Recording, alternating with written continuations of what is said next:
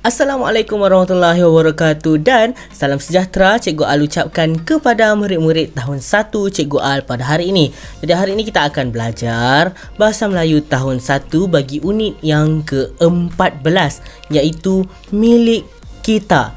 Tajuk pembelajaran kita pada hari ini ialah Pondok Malaysia. Jadi Cikgu Al percaya bahawa murid-murid tahun 1 Cikgu Al pada hari ini semuanya sudah bersedia dan bersemangat untuk belajar dengan Cikgu Al Bahasa Melayu tahun 1 pada hari ini. Jadi mari kita belajar. Pada akhir pengajaran dan pembelajaran murid-murid pada hari ini, Cikgu harap agar murid-murid dapat mengenal pasti kesalahan tanda baca berdasarkan teks. Murid-murid, apakah maksud tanda baca?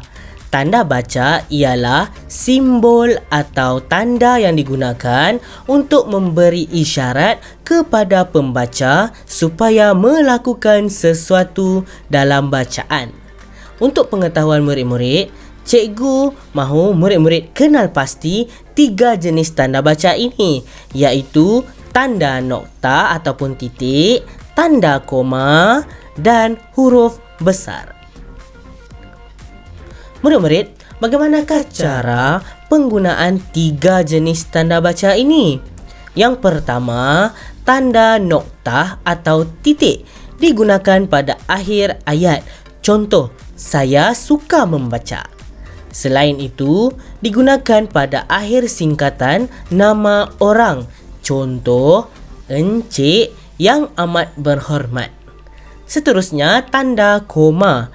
Tanda koma digunakan bagi mengasingkan kata yang berturut-turut dalam satu ayat. Contoh, ibu membeli ikan, sayur dan daging. Selain itu, digunakan untuk menandakan tempat berhenti sebentar. Contoh, berikan surat ini kepada ibumu, Ali. Yang ketiga, huruf besar. Digunakan pada huruf pertama setiap permulaan ayat. Selain itu digunakan di awal nama khas. Contoh, Khairul, Ipoh dan Selangor. Seterusnya, mari kita lihat buku teks BM muka surat 85. Tajuknya ialah Pondok Malaysia. Tugasannya ialah murid-murid perlu baca teks ini kemudian teliti 4 kesalahan tanda baca dan betulkannya. Baiklah, mari sama-sama kita membaca. Ada pondok di halaman rumah Jagu.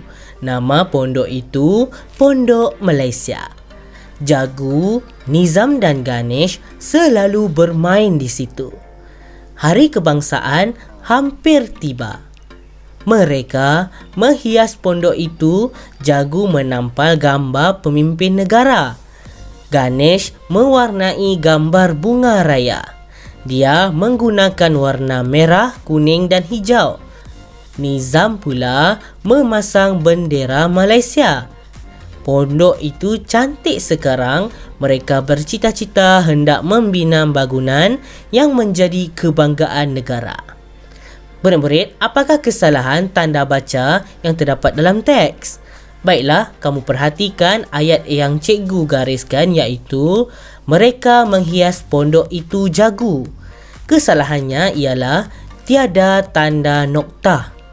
Ayat yang betul, mereka menghias pondok itu. Jagu menampal gambar pemimpin negara. Seterusnya, dia menggunakan warna merah, kuning dan hijau. Kesalahannya ialah tiada tanda koma. Ayat yang betul, dia menggunakan warna merah, kuning dan hijau. Ayat yang terakhir, pondok itu cantik sekarang. Mereka bercita-cita hendak membina bangunan yang menjadi kebanggaan negara. Kesalahannya ialah tiada tanda noktah. Dan pastikan huruf besar digunakan selepas titik. Ayat yang betul, pondok itu cantik sekarang.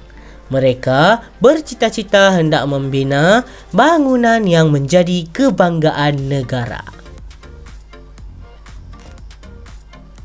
Baiklah murid-murid, mari lihat buku aktiviti BM Jilid 2 muka surat 10.